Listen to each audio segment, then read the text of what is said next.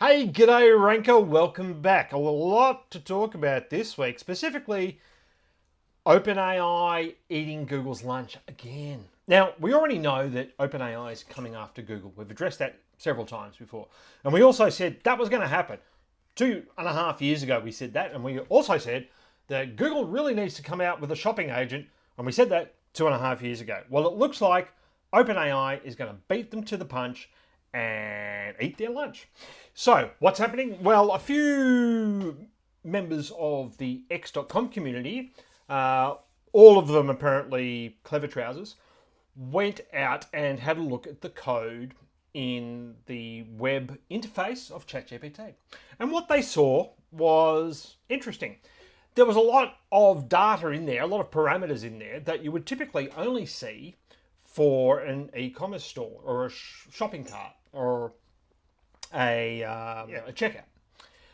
And that was odd because ChatGPT does none of those things. But it has been doing things like telling you which searches are trending when you're using the search tool.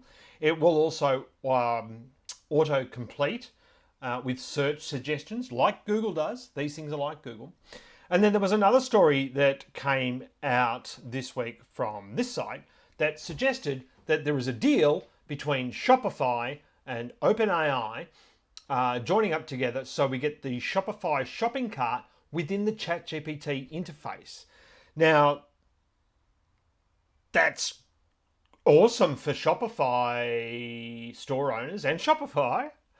But if you're not on Shopify, it's not great because, as we've demonstrated over the last couple of years, we are seeing search move away from Google, especially discovery search, informational search, new product search. Brand search, it's not very good at. And I've had some conversations with people on YouTube about that in the comments and on LinkedIn in the comments.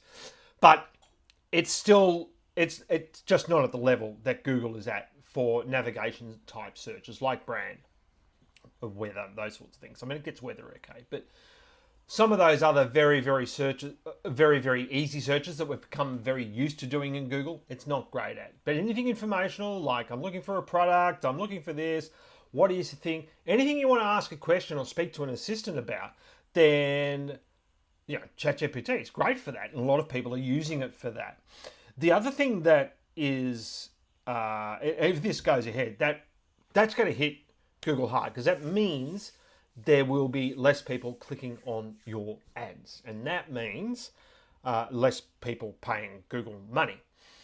Now, it's not clear yet when this is going to happen, but it's looking like it is going to happen. The other thing that is happening at the same time is the Google antitrust case finalization. So they've been found guilty of antitrust.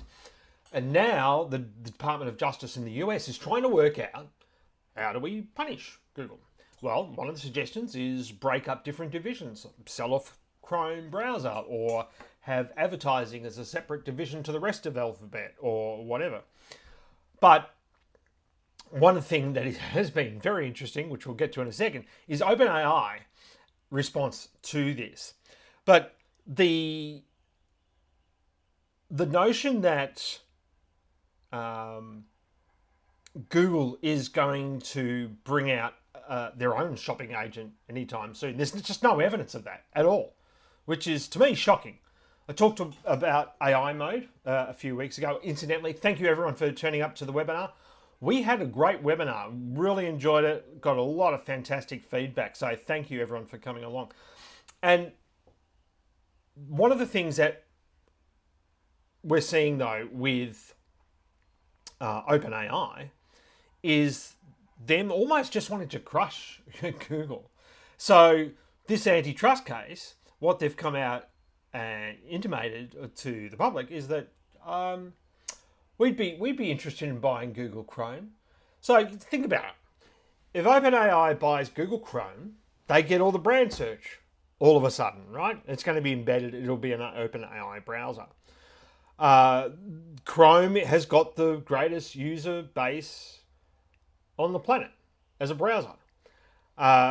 So that would give OpenAI a checkout, a browser for people doing brand search.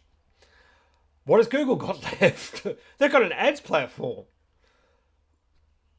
I can't see the DOJ allowing OpenAI to buy Google Chrome though, because then I think OpenAI would achieve another historical first, and that would be the youngest company in history ever to be slapped with an antitrust lawsuit.